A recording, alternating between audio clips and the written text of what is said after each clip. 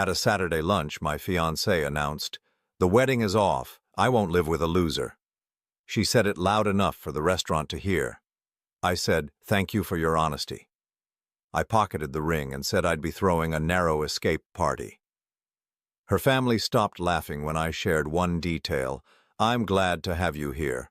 Follow my story until the end and comment the city you're watching from so I can see how far my story has reached." I should have known it was coming. The signs had been there for weeks, maybe months, but I had chosen to ignore them. Malaya had been distant, checking her phone more often, finding excuses to work late. But nothing could have prepared me for what happened that Saturday afternoon at Marconi's Italian restaurant. The place was packed with the usual weekend crowd. The smell of garlic and fresh basil filled the air, mixing with the sound of clinking glasses and animated conversations. Malaya had suggested we meet her family for lunch, something about important news to share. I should have been suspicious, but I had been trying so hard to make things work between us. I arrived 10 minutes early, as always. Punctuality was something my father had drilled into me since I was a kid. I found our table near the back, under the warm glow of Edison bulbs strung across exposed brick walls. Margaret and Richard, Malaya's parents, were already seated, along with her brother David and sister Jessica. They greeted me with the same forced politeness they always did, the kind that made it clear I would never quite measure up to their standards. "Sean," Margaret said, barely looking up from her menu, "you're early." "Traffic was lighter than expected," I replied, taking my seat. The white tablecloth was crisp and clean, and I found myself smoothing it down nervously, though I couldn't explain why. Richard glanced at his expensive watch, a Rolex that probably cost more than I made in 3 months, at least according to what they thought I made. "Where's Malaya? She said this was urgent." "She'll be here," I said, checking my own watch. It was my father's old Timex, nothing fancy, but it had never failed me. Unlike some people. When Malaya finally arrived 15 minutes later, she looked different. Her usual warm smile was replaced by something colder, more calculated.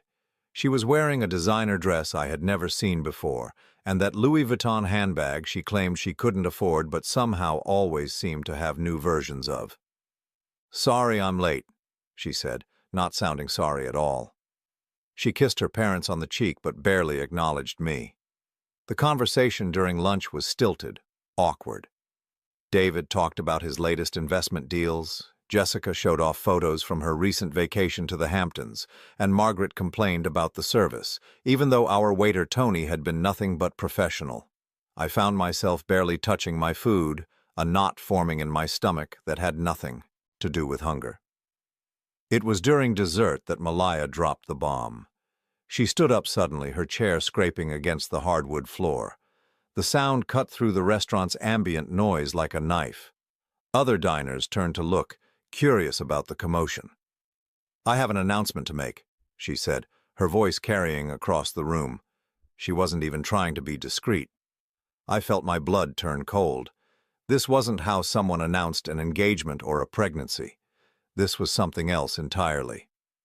"The wedding is off," she declared, her voice getting louder with each word. "I won't live with a loser." The words hit me like a physical blow. Around us, conversations stopped. I could feel dozens of eyes turning in our direction, but Malaya didn't seem to care. If anything, she seemed to be enjoying the attention. "I deserve better than someone who makes $35,000 a year as a freelance consultant," she continued, her voice dripping with disdain. "I deserve a man with ambition, with success, with a future." Her family was nodding along, as if this had all been planned. Margaret had a satisfied smirk on her face, and Richard was actually chuckling. David was recording with his phone, probably thinking this would make a great story for his banker friends. I sat there for a moment, letting her words wash over me. 2 years and 4 months. That's how long we had been together, 8 months engaged, and this was how it was ending, in front of a restaurant full of strangers and her smug family. But instead of the humiliation I should have felt, instead of the anger or heartbreak, something else rose up inside me. Relief. I reached into my jacket pocket and pulled out the engagement ring box. $8,500 I had spent on that ring, not because I couldn't afford more, but because I wanted to see what really mattered to her. "Thank you," I said, my voice calm and steady. "Thank you for your honesty." Malaya blinked, clearly not expecting that response. Around the table, her family's expressions shifted from amusement to confusion. I pocketed the ring and stood up, straightening my tie. "I'll be throwing a narrow escape party next weekend. You're not invited." Margaret's laugh died in her throat. "Excuse me." "I said thank you," I repeated, meeting each of their gazes. "You've just saved me from making the biggest mistake of my life." David lowered his phone, frowning. "What's that supposed to mean?" I pulled out my wallet and placed enough cash on the table to cover the bill, plus a generous tip for Tony, who had been watching the whole scene with wide eyes. $147 total, which I could afford without even thinking about it, though they didn't know that. "It means," I said, looking directly at Malaya, "that I now know exactly who you really are." Her face went pale. For the first time since she'd started her little performance, she looked uncertain. "What's that supposed to mean?" Richard demanded, his voice sharper now. I smiled, and I could see it unsettled them. It wasn't the smile of a broken man or someone begging for a second chance. It was the smile of someone who had been holding all the cards and was finally ready to play them. "Let's just say," I said, adjusting my father's watch on my wrist, "some people discover too late what they've lost." I turned to leave, but Malaya's voice stopped me. "You're bluffing," she said, but her voice wavered. "You're just a consultant. You drive a 2012 Honda. You live in a tiny apartment in Queens." I turned back to face her, my expression unchanged. "Do I?" The question hung in the air like smoke. Around the table, her family's confident expressions were beginning to crack. Margaret's smirk had disappeared entirely, and Jessica was staring at me with something that looked like fear. "You're just trying to save face," David said, but he sounded less certain than before. "Am I?" I asked. "Funny thing about assumptions, David. Sometimes they make you miss what's right in front of you." I could see Malaya's mind racing, trying to process what I was implying. 2 years and 4 months, and she had never once asked the right questions, never wondered why I never seemed stressed about money, never worried about bills, never hesitated to pick up expensive dinner tabs. "I don't know what game you're playing," Richard said, standing up, "but my daughter deserves better than whatever this is." "Your daughter," I said quietly, "just threw away something she'll never get back." The silence that followed was deafening. Even the other diners seemed to sense the shift in the room's energy. Tony had stopped pretending to clean glasses and was openly staring now. I reached into my other pocket and pulled out a business card, but not the generic ones I usually carried. This one was different, heavier stock, embossed letters. I placed it on the table in front of Malaya. "When you realize what you've done," I said, "don't call me." Then I walked away, leaving them sitting there with their mouths open and their assumptions crumbling around them. Behind me I could hear urgent whispers, the scrape of chairs, and Malaya's voice calling my name. But I didn't turn around. As I stepped out into the crisp March air, I felt lighter than I had in months. The test was over, and the results were exactly what I had suspected they would be. Malaya had failed spectacularly, and her family had shown their true colors along with her. I pulled out my phone and scrolled to a contact I hadn't called in a while. Elena picked up on the second ring. "Sean, how did it go?" "Exactly as predicted," I said, walking toward my car. "She took the bait completely." "And her family?" "They were all in on it, just like we thought they would be." There was a pause. "I'm sorry. I know you were hoping we were wrong."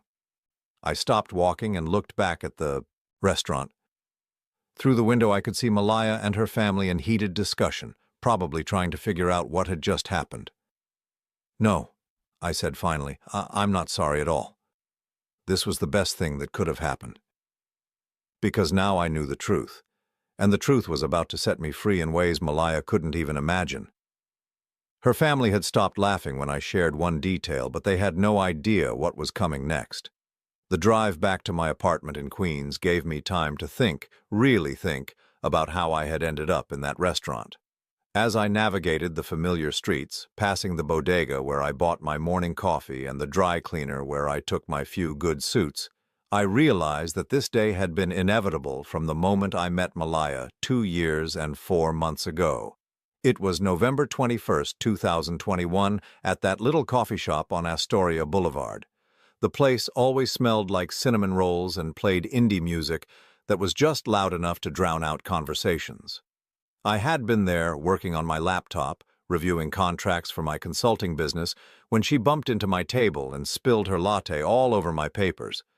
"Oh my God, I'm so sorry," she had said, immediately grabbing napkins and trying to clean up the mess. She was beautiful, with dark hair that caught the light and green eyes that seemed genuinely apologetic. "Let me buy you another coffee. Actually, let me buy you lunch. I feel terrible." I should have seen it then, the way her eyes quickly scanned my laptop, my clothes, my watch. The way she lingered when I mentioned I was a consultant, probing gently about what kind of consulting, what kind of clients.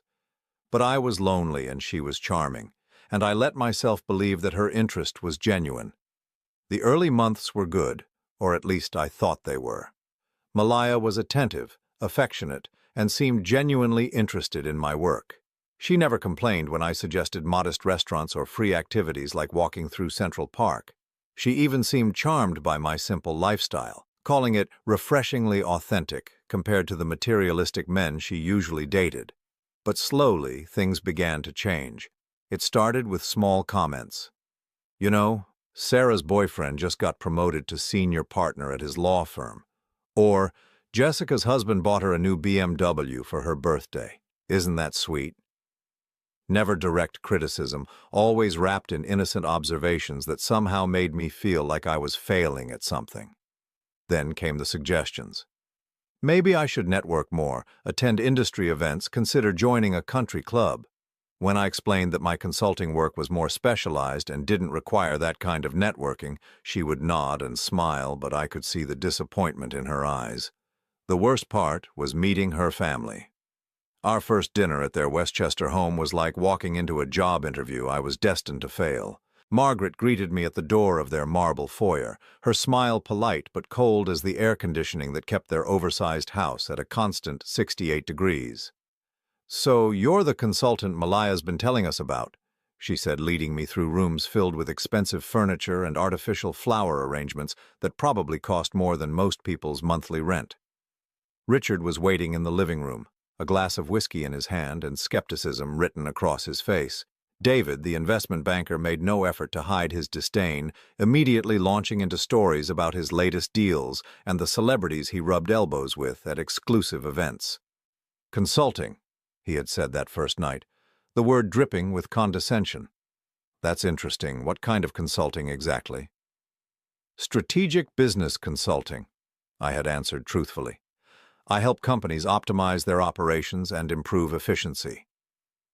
"Ah," Margaret had said, nodding as if she understood but clearly dismissing it as unimportant. "That sounds very, practical." Jessica had been kinder, but even her questions felt like gentle interrogations. Where did I live? What kind of car did I drive? Did I have any plans for expansion? Each question was a small cut, designed to establish exactly where I stood in their social hierarchy. The answer, as they saw it, was at the bottom. Over the months, their treatment of me became a pattern. I was tolerated, not welcomed, included but never truly accepted. They would make plans in front of me that I wasn't invited to, discuss people and places I couldn't afford to know about, and constantly compare me to the successful men in their social circle. "David's friend Marcus just bought a house in the Hamptons," Richard would say over dinner, making sure I was listening. "Investment banking is really where the money is these days." "Our neighbor's son just made partner at his accounting firm," Margaret would add. 26 years old and already making 6 figures. Some people just have that drive, you know. The message was always clear. I wasn't good enough for their daughter, and I never would be. But here's what they didn't know, what Malaya didn't know, what nobody knew except for Elena, my business partner. The consulting work I talked about wasn't a lie, but it wasn't the whole truth either. I had started Meridian Strategic Solutions in June of 2021, 6 months before I met Malaya. What began as a legitimate consulting business had quickly evolved into something much bigger. We specialized in corporate restructuring and efficiency optimization, but our client list included some of the biggest names in technology, finance, and manufacturing. The contracts were worth millions. My personal income last year was $1.8 million, not $35,000. The modest apartment in Queens wasn't all I owned, it was just where I chose to live.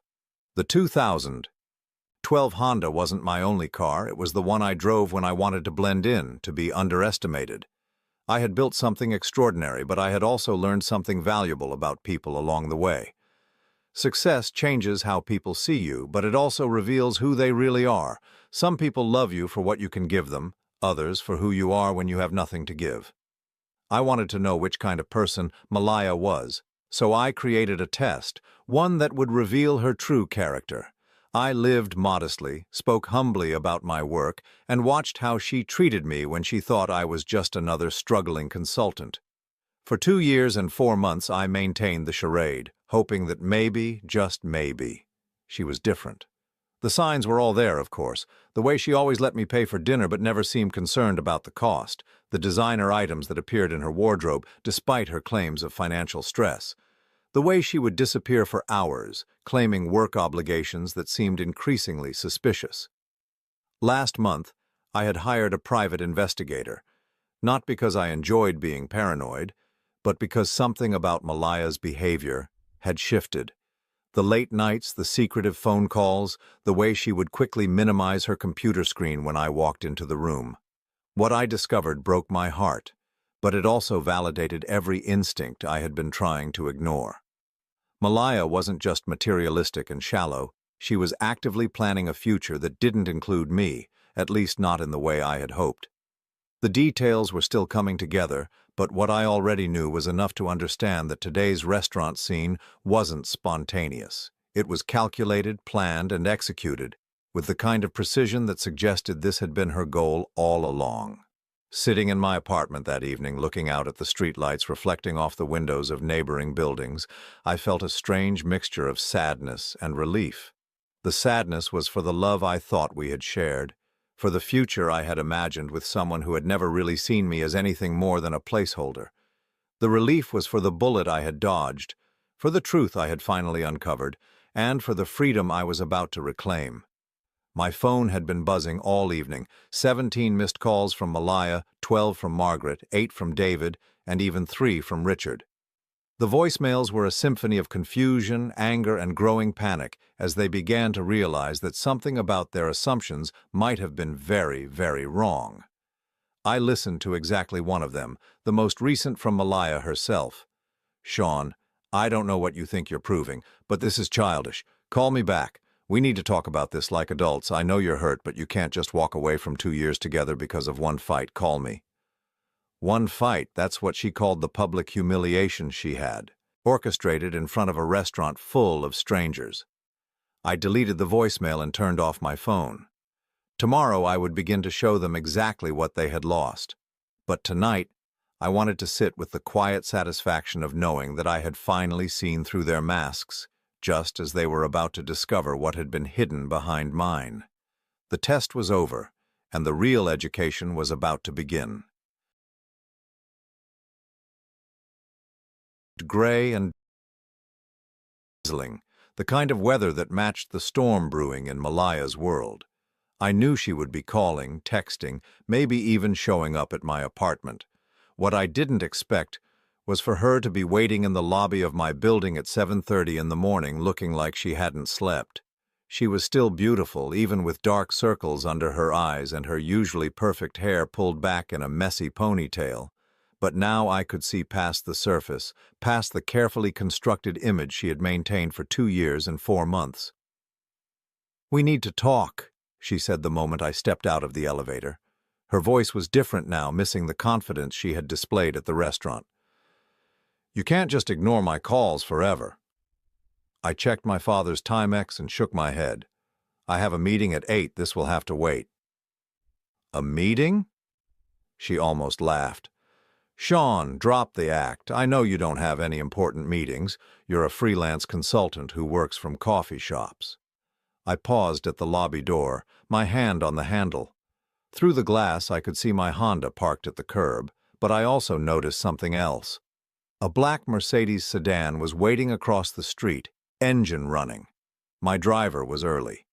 "Follow me," I said simply. Malaya hurried to keep up as I walked past my Honda without even glancing at it. Her confusion was evident as I approached the Mercedes, and her eyes widened when the driver stepped out to open the rear door for me. "Good morning, Mr. Harrison," the driver said with professional courtesy. "Good morning, Marcus," I replied, sliding into the leather seat. After a moment's hesitation, Malaya climbed in beside me, her mouth slightly open. "Where are we going?" she asked as Marcus pulled into traffic. "To my office," I said, watching her face carefully. "You wanted to talk. We'll talk." The drive through Manhattan gave her time to process what was happening, though I could see her mind struggling to reconcile what she was experiencing with what she thought she knew about me. The Mercedes was immaculate, with cream leather seats and the kind of quiet luxury that only comes with serious money. "Sean," she started several times, then stopped, apparently unsure how to proceed. When we pulled up in front of the glass tower on Park Avenue, Marcus was there immediately to open our doors. The building's lobby was all marble and chrome, with security guards who nodded respectfully as we passed. "Good morning, Mr. Harrison," the concierge said. "Your 8 o'clock is already waiting in the conference room." I thanked him and guided Malaya toward the elevators. Her silence was telling. This wasn't the modest office building she might have expected for a small-time consultant. This was the kind of place where major deals happened, where serious money changed hands. The elevator carried us smoothly to the 32nd floor, where the doors opened onto a reception area that spoke of understated wealth. Behind a mahogany desk sat Elena, my business partner, and the one person who knew the complete truth about my double life. "Good morning, Sean," she said with a professional smile, then nodded politely at Malaya. "Ms. Torres, I presume?" Elena was elegant in the way that comes from genuine success rather than desperate aspiration. Her gray suit was perfectly tailored, her dark hair styled with effortless sophistication. Everything about her presence made it clear that this was a woman who belonged in rooms where million-dollar decisions were made. "Your 8 o'clock meeting can wait 15 minutes, Elena continued. "I thought you might need some privacy first." I led Malaya through double doors into my office, watching her reaction as she took in the space. Floor-to-ceiling windows offered a view of Central Park that probably cost more per month than most people's salaries. My mahogany desk was clear except for a few carefully chosen items. A photo of my parents, my father's old toolkit from his construction days, and a crystal paperweight that had been a gift from my first major client. "Sit down," I said, gesturing to one of the leather chairs across from my desk. Malaya sank into the chair, her eyes darting around the office as if she were trying to convince herself this wasn't real. "I don't understand," she finally whispered. I opened my laptop and turned the screen toward her. On it was the website for Meridian Strategic Solutions, my company. The client testimonials included names she would recognize, Fortune 500 companies that had paid millions for our services. "Meridian Strategic Solutions," I said calmly. "I founded it 3 years ago. We specialize in corporate restructuring and efficiency optimization. Last year, we generated $12 million in revenue." Her face went pale. $12 million? "My personal income was $1.8 million, I continued, my voice steady. "The modest lifestyle you witnessed was a choice, not a necessity." Malaya stared at the screen, then at me, then back at the screen. I could see her trying to process not just the numbers, but what they meant, what they had always meant. "You lied to me," she said, but her voice lacked conviction. "I never lied," I replied. "I told you I was a consultant. I told you I helped businesses improve their operations. Everything I said was true. I just didn't mention the scale." She was quiet for a long moment, her fingers gripping the arms of the chair. "Why?" she finally asked. I leaned back in my chair and looked out at the park, where early morning joggers were making their way along the paths. "Because I wanted to know who you really were." What do you mean? I turned back to face her, and for the first time since the restaurant, I let her see some of the hurt I had been carrying. I wanted to know if you could love someone who wasn't wealthy, if you could see value in a person rather than their bank account.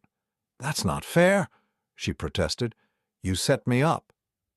I gave you the opportunity to show your true character, I corrected. For 2 years and 4 months, I waited for you to prove that you cared about me, not what you thought I could provide.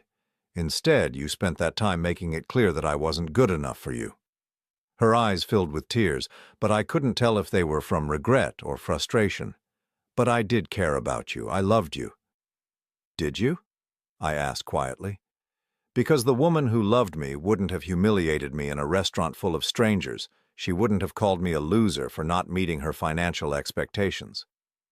Malaya opened her mouth to respond, but a knock at the door interrupted us. Elena entered carrying a manila folder.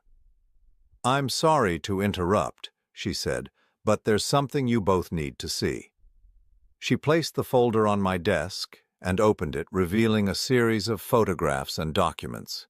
My stomach tightened as I recognized what I was looking at, though I had hoped it wouldn't be necessary to show Malaya this evidence. What is this? Malaya asked, her voice barely above a whisper. Elena's expression was professionally neutral, but I could see the disapproval in her eyes. These are photographs taken over the past 6 weeks, along with financial records and communication logs. The photographs showed Malaya entering and leaving an upscale hotel in Midtown, always with the same man. He was older, distinguished, wearing the kind of expensive suits that signaled serious wealth. The timestamps showed this had been happening regularly, always during her supposed work hours. His name is Richard Blackwood, Elena continued. He owns a chain of luxury hotels, net worth approximately $3.5 million. Malaya's face had gone completely white. She reached for one of the photographs with a shaking hand, as if touching it might make it disappear. The financial records show regular deposits to an account in your name, Elena continued relentlessly. $5,000 monthly for the past 3 months. The communication logs show extensive text and email exchanges dating back 7 weeks. I felt sick looking at the evidence, not because it surprised me, but because it confirmed what I had suspected and hoped was wrong. How long? I asked quietly. Malaya was crying now, real tears that probably had more to do with being caught than with actual remorse. It's not what you think, she whispered. Then explain it to me, I said, my voice harder than I intended. She looked up at me with red-rimmed eyes, and for a moment I saw something that might have been the real her, stripped of all pretense and manipulation. I met him at a charity event 6 weeks ago. He started pursuing me, sending gifts, promising things. What kind of things? Her voice dropped to barely audible. Marriage, a life of luxury. He said he would take care of me in a way you never could. The words hit me like a physical blow, not because they hurt, but because they revealed the depth of her betrayal. So you were planning to leave me for him? I was confused, she said desperately. You were just a consultant making $35,000 a year. He was offering me everything I had ever wanted. Everything you wanted, I repeated. Not love, not partnership, not a real relationship, just money. Elena cleared her throat softly. There's more, she said, pulling out another set of documents. Mr. Blackwood is married. He's been married for 22 years. His wife is currently undergoing treatment for breast cancer. Malaya's sob caught in her throat. Even she seemed shocked by this revelation. He never intended to marry you, Elena continued. According to his financial records, he maintained similar arrangements with 3 other women. You weren't his escape from his marriage. You were just another transaction. The silence that followed was deafening. I looked at Malaya, really looked at her, and saw someone I had never truly known. The woman I had thought I loved had been willing to betray me for money, and the man she had betrayed me with had been using her just as callously as she had been using me. Get out, I said quietly. Sean, please. Get out of my office, get out of my building, and get out of my life. She stood on shaking legs, mascara streaking down her cheeks. You don't understand. I never meant for this to happen. I thought... You thought you could have your cake and eat it too. I finished for her. You thought you could string me along while you explored better options. You thought I was too stupid or too worthless to figure it out. She reached for my hand, but I pulled away. "I'm sorry," she whispered. "No," I said, standing up and walking to the window. "You're sorry you got caught. There's a difference." I heard her footsteps cross the office, heard the door open and close. Elena remained behind, quietly gathering the photographs and documents. "Are you all right?" she asked after a moment. I continued staring out at the park, watching the city come alive below us. I will be. What about her family? They'll want explanations. For the first time all morning, I smiled. Oh, I think they'll get exactly the explanation they deserve. Because now that Malaya knew the truth about my success, it wouldn't take long for her to tell her family. And once they realized what they had encouraged their daughter to throw away, the real reckoning would begin. But there was still more they didn't know, more that would come to light in the days ahead. The affair with Richard Blackwood was just the beginning of the story. The deeper I dug into Malaya's recent activities, the more shocking the truth became, and her family, who had been so quick to judge me as unworthy, were about to discover just how wrong they could be. The call came at 11:47, that same Monday morning. I was reviewing quarterly reports when Elena buzzed through to tell me Margaret was on the line, demanding to speak with me immediately. "Put her through," I said, curious to see how Malaya's mother would handle the new information. "Sean?" Margaret's voice was strained, lacking the condescending tone she usually used with me. "We need to talk." "I'm listening." "Not over the phone. Can you come to the house today?" I leaned back in my leather chair, watching clouds drift across the park. "I'm rather busy, Margaret. Perhaps you could tell me what this is about." There was a long pause. "Malaya told us about your business, about the money." "Did she? And what exactly did she tell you?" "That you've been lying to us for over 2 years, that you're actually wealthy and you let us think you were some kind of struggling consultant." I almost laughed at the indignation in her voice. "I see. And how does that make you feel, Margaret?" "How does it?" she sputtered, clearly thrown by my calm response. "It makes me feel like you've made fools of us all." "Have I? Because from where I'm sitting, you all made it very clear what you thought of me based on what you believed my income to be.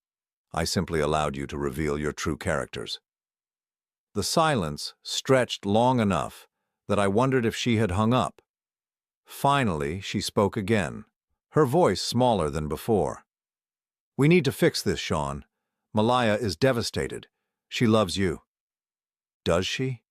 "Because 3 hours ago she was in my office, and that's not the impression I got." "She made a mistake. We all made mistakes. But you two have been together for over 2 years. That has to count for something." I stood up and walked to my window, looking down at the busy street below. "Margaret, let me ask you something. In all the time you've known me, have I ever been dishonest with you? You lied about your job, your income. I told you I was a consultant who helped businesses improve their operations. That was true. I told you I lived modestly and drove an older car. Also true. I never claimed to be wealthy, and I never claimed to be poor. You made assumptions based on your own biases." She was quiet again, and I could practically hear her mind working, trying to find an angle that would put her family back in control of the situation. "Look," she finally said, "why don't you come to dinner tonight? We can all sit down like adults and work this out. Malaya is family, Sean. You were going to be family too." "We're being the operative phrase," I replied. "But I suppose one final conversation might be in order. I'll be there at 7. After I hung up, Elena knocked and entered my office. "The investigator called," she said, placing another folder on my desk. "You're not going to like what he found." I opened the folder and immediately felt my blood run cold. The documents inside painted a picture far worse than what we had discovered about the affair with Richard Blackwood. "Bank records," Elena said, settling into the chair across from my desk. "Malaya has been receiving money from multiple sources over the past 8 months, not just from Blackwood." I studied the financial statements, feeling sick as the pattern became clear. There were deposits from 3 different men, all substantial amounts, all on regular schedules.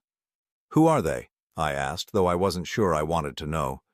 "Gregory Chen, real estate developer, worth about $2 million, Marcus Hoffman, investment banker, net worth around $4 million, and of course Richard Blackwood." I set down the papers and rubbed my temples. She was running a con. "It gets worse," Elena said gently. "Look at the dates." I examined the timelines more carefully and felt my stomach drop. The first deposits had begun just 3 weeks after Malaya and I got engaged. She had been planning this from the beginning, using our relationship as cover while she cultivated relationships with wealthy men.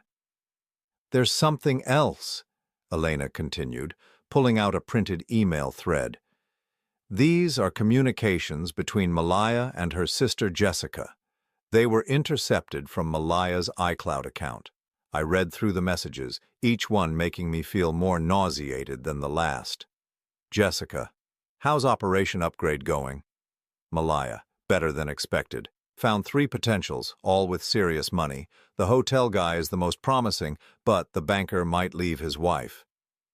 Jessica: "What about the fiancé?" Malaya: "He's useful cover, makes me look stable and committed. Plus, he pays for everything without asking questions. I'll dump him once I land one of the real catches." Jessica: "Mom says you should string him along longer, maybe see if you can get money out of him first." Malaya: "Trust me, there's no money there. I've been through everything. He's exactly what he appears to be, a small-time consultant with no prospects. But he's reliable, which is what I need right now." I had to stop reading. The casual cruelty of their words, the calculated manipulation, the complete lack of regard for my feelings or our relationship. It was almost too much to process. "The family knew," I said, my voice barely above a whisper. "They were actively encouraging it," Elena confirmed. "There are messages from Margaret, too, giving advice on how to manage multiple relationships without getting caught." I closed the folder and sat back in my chair, staring at the ceiling. For 2 years and 4 months, I had been living with someone who saw me as nothing more than a convenient placeholder while she auditioned for a wealthier replacement. And her family, the people who had made me feel like I wasn't good enough for their daughter, had been helping her every step of the way. "There's one more thing," Elena said hesitantly, "about the timing of Saturday's breakup." I looked at her, dreading what was coming next. Richard Blackwood was supposed to propose to her this weekend. According to her messages with Jessica, that's why she wanted to end things with you so publicly. She wanted to be free and clear when he popped the question. "But he's married." She didn't know that. She thought his wife had died last year. He'd been telling her he was a widower. The irony was almost too much to bear. Malaya had destroyed our relationship for a man who was lying to her just as thoroughly as she had been lying to me. She had thrown away something real for something that was never going to exist. "What are you going to do?" Elena asked. I stood up and straightened my tie. "I'm going to dinner." The drive to Westchester gave me time to process everything I had learned. By the time Marcus pulled into the circular driveway of the Holloway house, I had made my decision about how this evening would unfold. The house looked the same as always, imposing and cold, with its marble columns and perfectly manicured landscaping, but now I saw it differently. It wasn't a symbol of success, it was a monument to superficiality and greed. Margaret answered the door herself, which was unusual. Normally, she would have had someone else do it, maintaining her position as the lady of the manor. But tonight she seemed nervous, almost humble. "Sean," she said, her smile forced, "thank you for coming." I followed her through the familiar rooms, noting how different everything felt now that I understood the family's true nature. The expensive furniture and artwork that had once intimidated me now seemed gaudy and ostentatious. In the dining room, the whole family was assembled. Richard sat at the head of the table, looking uncomfortable in his expensive suit. David was there with his wife Patricia, both of them watching me with barely concealed curiosity. Jessica sat with her husband Mark, and even their teenage son Tyler was present, probably to witness whatever show they had planned. And there was Malaya, sitting in her usual spot, looking like she had been crying for hours. Her eyes were red and puffy, her makeup smeared, her perfect facade completely shattered. "Please sit," Margaret said, gesturing to my usual chair. "I've prepared your favorite meal." I remained standing. "That won't be necessary. This won't take long." Richard cleared his throat and stood up, extending his hand for a handshake. "Sean, I owe you an apology. We all do. We misjudged you, and we're sorry."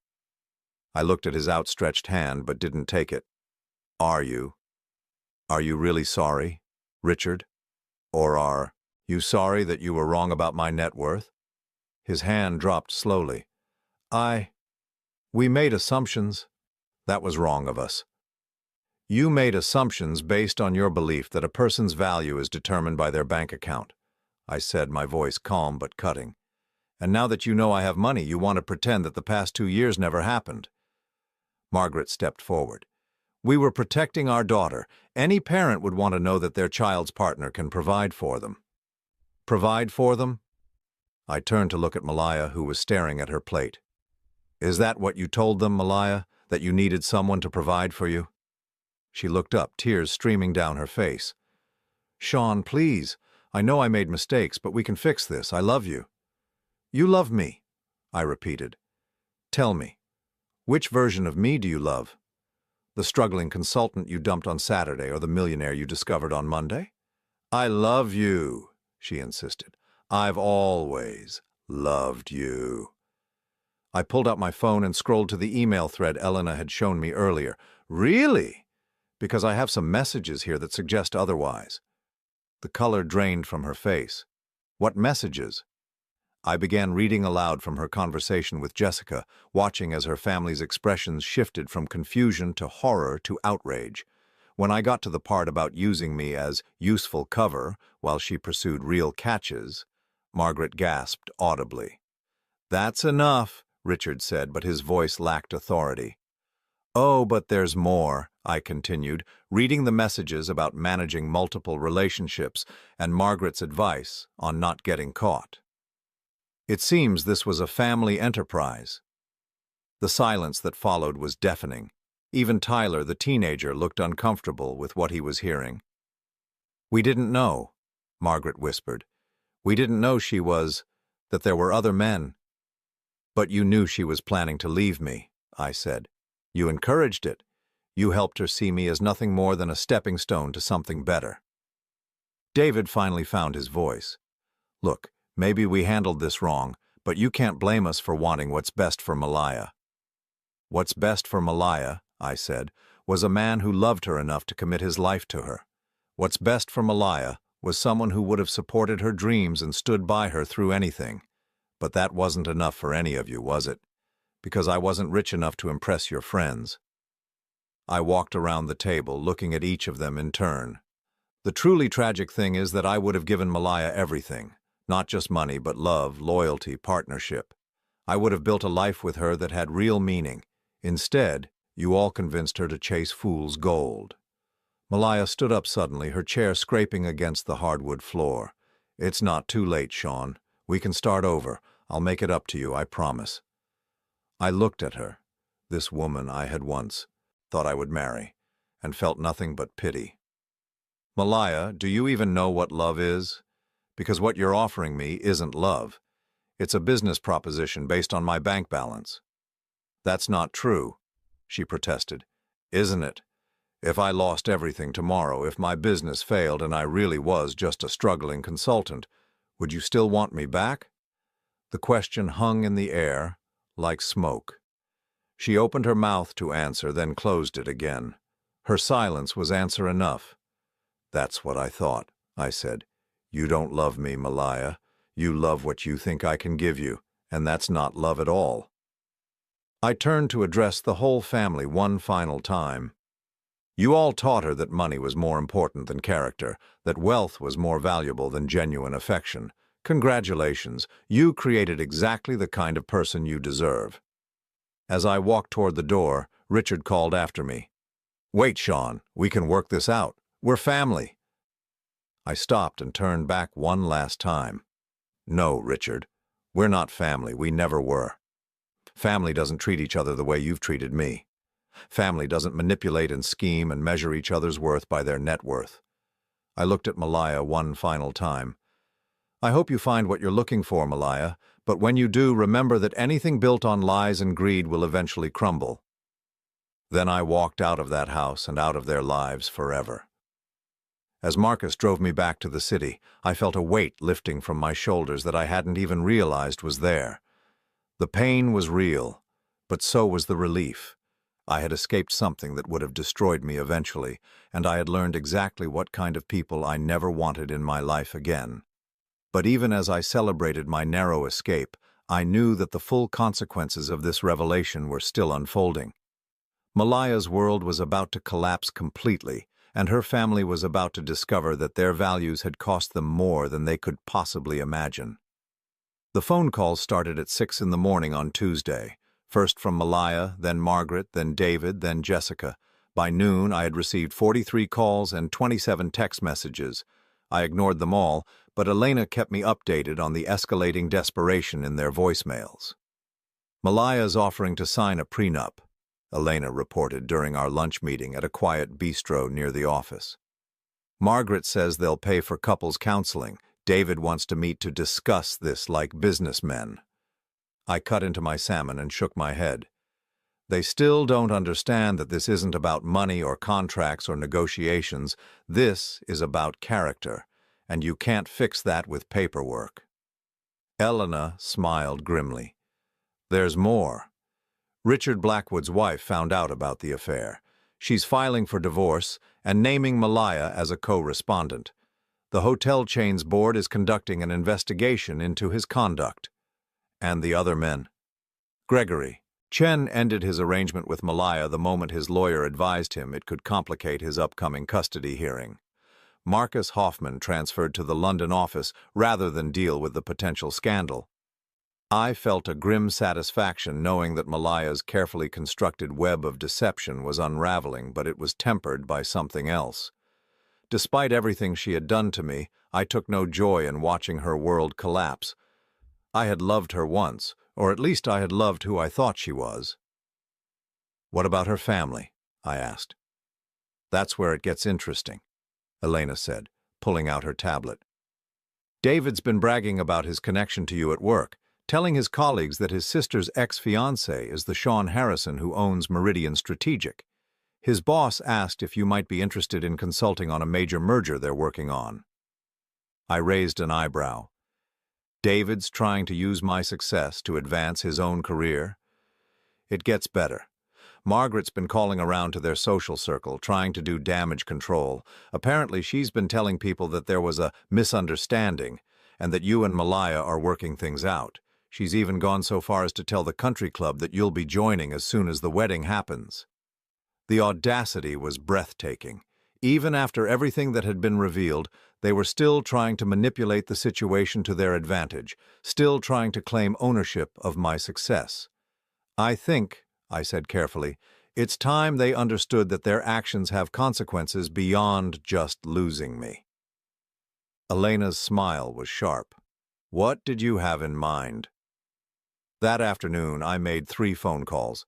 The first was to David's boss at the investment firm, politely declining their invitation to consult on their merger and mentioning that I preferred not to do business with companies that employed people of questionable character. The second was to the country club Margaret had been bragging to, clarifying that I had no intention of joining and that any claims to the contrary were false. The third call was to Marcus Hoffman in London. Mr. Harrison, he said when he picked up, his voice tense, I want to apologize for any misunderstanding. There's no misunderstanding, Mr. Hoffman, I interrupted. I'm calling to offer you some advice. Advice? Malaya Torres has been documenting her relationships with wealthy men, text messages, photos, financial records. She's meticulous in her record-keeping. There was a long silence. What are you saying? I'm saying that if I were you, I would have my lawyer review any communication you've had with her, just to be safe. After I hung up, I felt a mixture of satisfaction and exhaustion. The revenge was necessary, but it was also draining. I wanted this chapter of my life to be over so I could move on to something better. But Malaya wasn't ready to let go. At 6:30 that evening, as I was preparing to leave the office, security called to inform me that Malaya was in the lobby, refusing to leave until I agreed to see her. "Send her up," I told them, "but have someone escort her." She appeared in my doorway 5 minutes later, flanked by 2 security guards. She looked terrible, her hair unwashed, her clothes wrinkled, her eyes red from crying. The polished, sophisticated woman I had known was gone, replaced by someone desperate and broken. "Thank you," I told the guards. "You can wait outside." Malaya stepped into my office tentatively, as if she were afraid I might change my mind and have her removed. "Sean, thank you for seeing me." "You have 5 minutes," I said, not looking up from my computer. "I know you hate me," she began, her voice shaking. "I know what I did was unforgivable, but please, you have to understand, I never meant for any of this to happen." I finally looked at her. "Which part? The cheating, the lying, the using me as cover while you auditioned other men, or the publicly humiliating me when you thought you had found someone better?" She flinched at each accusation. "All of it. I was confused, scared. I thought I needed financial security more than I needed love. And now? Now I know I was wrong." She stepped closer to my desk, her hands clasped together. "Now I know that what we had was real, was valuable. I threw it away for money and I was stupid." I leaned back in my chair and studied her face. For a moment I saw a glimpse of genuine remorse, real regret. But then I remembered the emails, the calculating way she had discussed me with her family, the casual cruelty of her plans. "If I had lost my business tomorrow," I said quietly, "if I had remained just a struggling consultant making $35,000 a year, would you be here right now?" She opened her mouth to answer, then closed it again. The question hung between us like a sword. "That's what I thought," I said. "But you do have money," she said desperately. "You are successful. We could have a good life together." "Based on what, Malaya? Trust, respect, love? You destroyed all of those things. What's left?" She was crying now, mascara running down her cheeks. "We could rebuild. People make mistakes, Sean. People change." "Some mistakes can't be undone," I said. "Some trust, once broken, can never be repaired." She sank into the chair across from my desk, her shoulders shaking. "So that's it? 2 years together and you're just going to throw it all away?" "I didn't throw anything away, Malaya. You did. You threw it away when you decided I wasn't good enough. You threw it away when you started seeing other men. You threw it away when you humiliated me in that restaurant." "I was trying to protect myself," she sobbed. "I was trying to secure my future." "No," I said, standing up and walking to the window. "You were trying to have everything without earning any of it. You wanted the security of a relationship with me while keeping your options open for someone wealthier. You wanted to use me as backup while you pursued your real goals." I turned back to face her. "The tragedy, Malaya, is that I would have given you everything anyway. Not because you demanded it or manipulated me for it, but because I loved you. I would have shared my success with you, built a future with you, supported your dreams, but you never gave me the chance because you never saw me as worthy of that kind of partnership." She looked up at me with desperate eyes. "It's not too late. We could start over. I could prove to you that I've changed." "How? By staying with me now that you know I have money?" "That doesn't prove you've changed, Malaya. That proves you're still the same person who only values relationships based on what they can provide." The silence stretched between us until she finally spoke again, her voice barely a whisper. "What can I do? Tell me what I can do to fix this." I returned to my desk and sat down. "There's nothing you can do. The person I thought I was in love with never existed. She was a performance, a carefully crafted character designed to keep me interested while you pursued other options. I can't love someone who isn't real." Malaya sat there for another minute, perhaps hoping I would change my mind or offer her some path to redemption. But there wasn't one. Some betrayals are too fundamental, too complete to ever overcome. Finally, she stood up slowly like an old woman despite being only 38. "I'm sorry," she whispered. "I'm truly sorry for everything." "I know you are," I said gently. "But being sorry doesn't change what happened. It doesn't undo the damage." She walked to the door, then turned back one last time. "I hope you find someone who deserves you." After she left, I sat alone in my office as the sun set over Central Park. The city lights began to twinkle outside my windows, and I felt something I hadn't experienced in months: peace. The phone rang again, another call from Margaret according to the caller ID. This time I answered. "Sean?" Her voice was strained, frantic. "Thank God, we need to talk. Malaya is falling apart. She's talking about leaving the city, starting over somewhere else." "That might be good for her," I said. "You can't be serious. You're going to let her throw her life away over one mistake?" "One mistake?" I almost laughed. "Margaret, she was cheating on me with multiple men while planning our wedding. Your family helped her do it. This wasn't one mistake. This was a pattern of deception that went on for months." "But you have the power to fix this," Margaret pleaded. "You have the money, the success. You could give her the life she always dreamed of." "The life she always dreamed of," I repeated. "Not the life we could have built together. Not a partnership based on love and respect. Just the lifestyle she wanted, regardless of who provided it." Margaret was quiet for a moment. "We were wrong about you, Sean. We admit that. But doesn't family mean anything?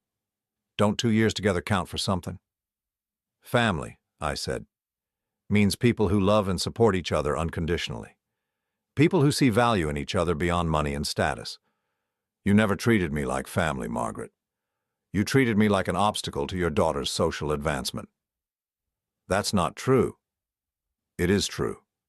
And now that you know I have money, you want to pretend the past 2 years never happened. You want to rewrite history and claim that you always supported our relationship. But I remember every dismissive comment, every comparison to more successful men, every time you made it clear that I wasn't good enough for Malaya." I could hear her crying on the other end of the line. "What about forgiveness? What about second chances?" "Some people deserve second chances," I said. "But some betrayals are too fundamental to forgive. This isn't about anger or revenge, Margaret. This is about recognizing that Malaya and I want fundamentally different things from life and from relationships." "She loves you," Margaret whispered. "She loves what she thinks I can give her," I corrected. "There's a difference." After I hung up, I realized that this conversation had given me the closure I needed.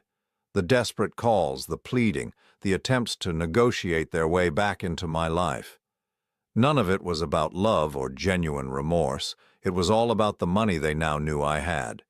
They had revealed their true nature when they thought I was poor, and they were revealing it again now that they knew I was rich. In both cases, their focus was entirely on my financial status, never on me as a person. Tomorrow I would begin the final chapter of this story. But tonight I felt free for the first time in months. The weight of their expectations, their judgment, their conditional acceptance was finally lifting from my shoulders. I was ready to move forward, to find people who would value me for who I was rather than what I could provide. And for the first time since that Saturday afternoon at Marconi's, I felt genuinely excited about what the future might hold. 6 months later, I stood in the same spot where it all began. Marconi's Italian restaurant, but this time I wasn't alone, and I wasn't there to be humiliated.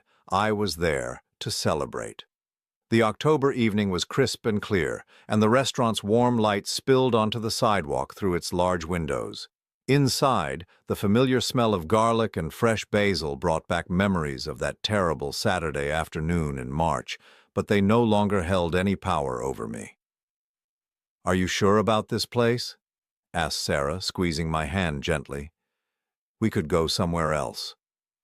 I smiled down at her, marveling again at how different everything felt with someone who genuinely cared about me. Sarah Chen was nothing like Malaya.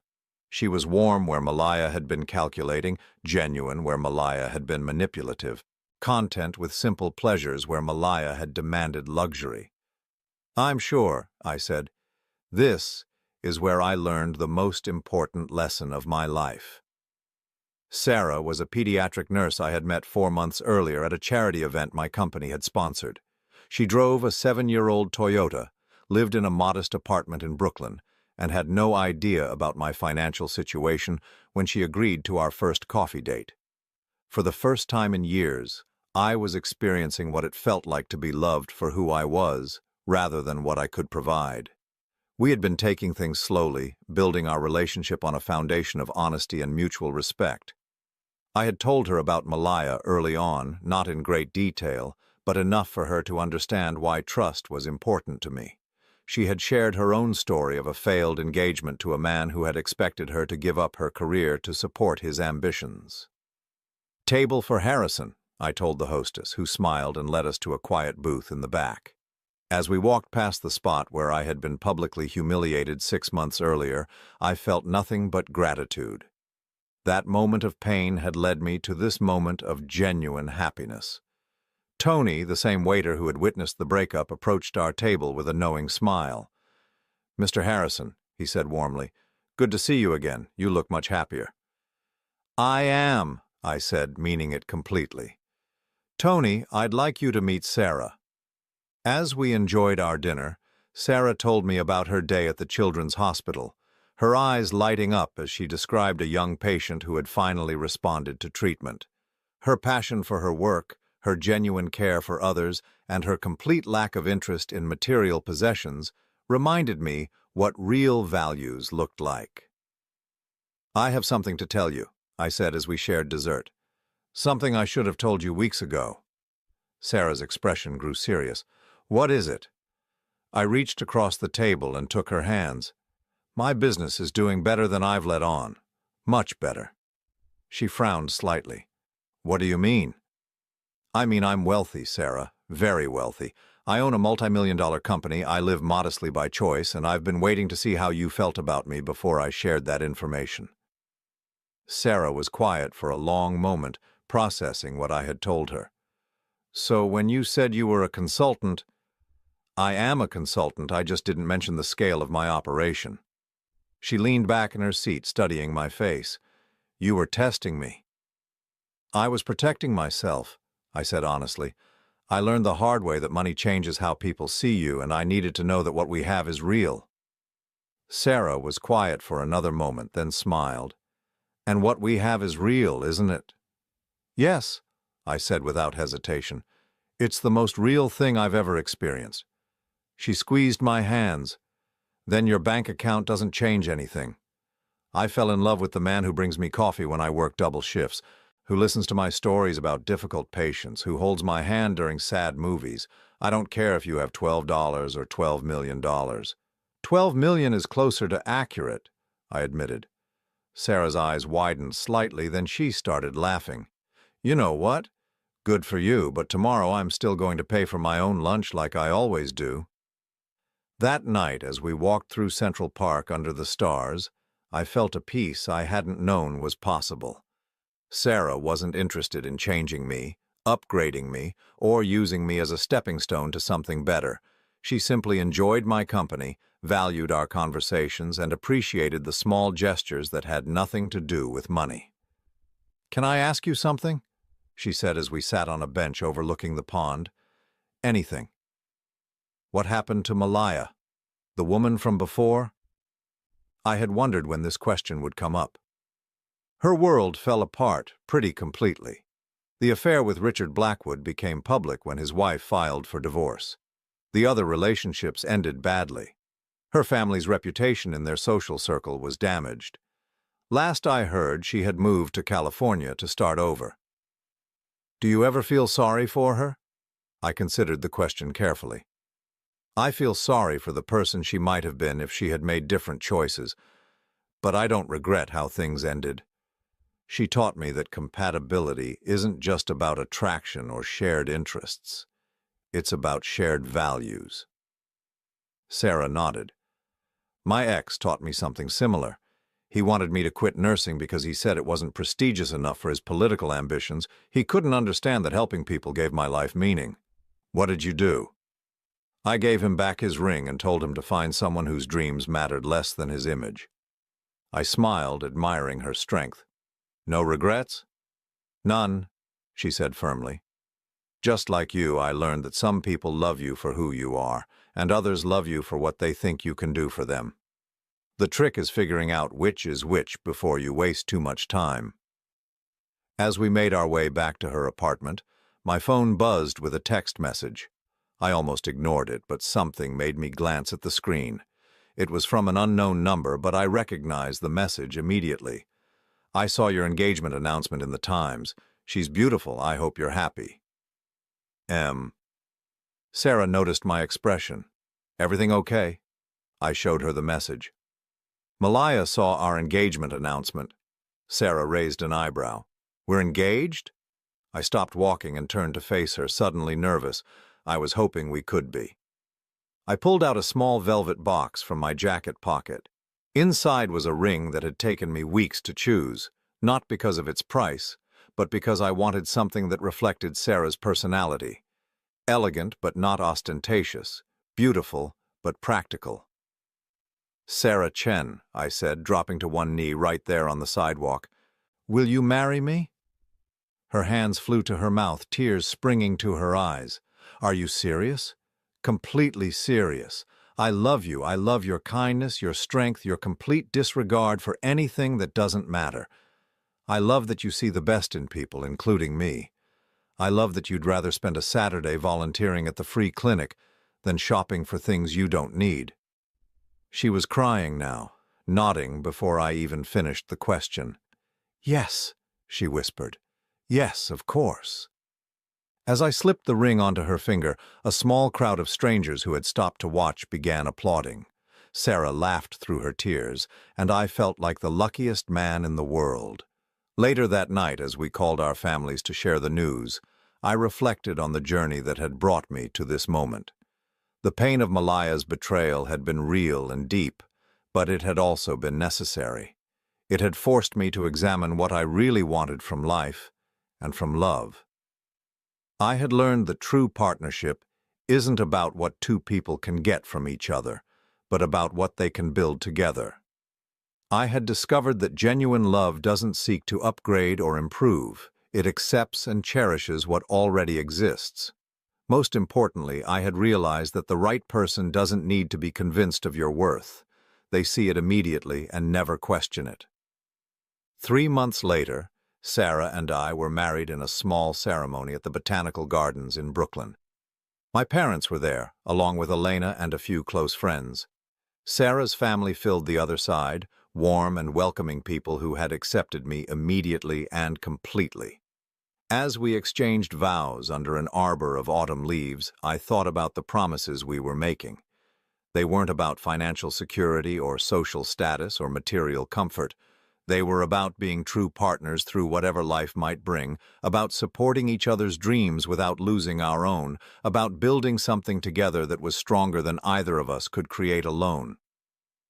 When the minister pronounced us husband and wife, Sarah smiled at me with such pure joy that I felt my heart might burst. This was what love was supposed to feel like. Not conditional or calculating, but generous and sure. At the reception, Elena gave a toast that brought tears to my eyes. I've known Sean for 5 years, she said, raising her glass, and I've never seen him as happy as he is with Sarah.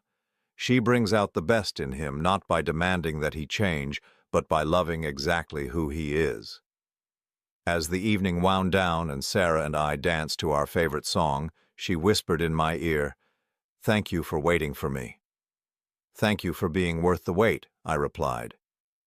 Later, as we drove away to begin our honeymoon, I thought about Malaya one last time. I hoped she had found peace in California, that she had learned from her mistakes and was building a life based on something more solid than financial transactions. But mostly I was grateful. Grateful for the pain that had taught me to recognize real love when it found me. Grateful for the test that had revealed both Malaya's true nature and Sarah's genuine heart. Grateful for the journey that had led me to understand that the best revenge isn't causing someone else pain, it's finding your own happiness. As Sarah fell asleep beside me on the plane to our honeymoon destination, Her hand still wearing the engagement ring and now a simple wedding band, I felt complete in a way I never had before. I had found my person, my partner, my equal, someone who loved me, not for what I could give her, but for who I was when I gave nothing but myself.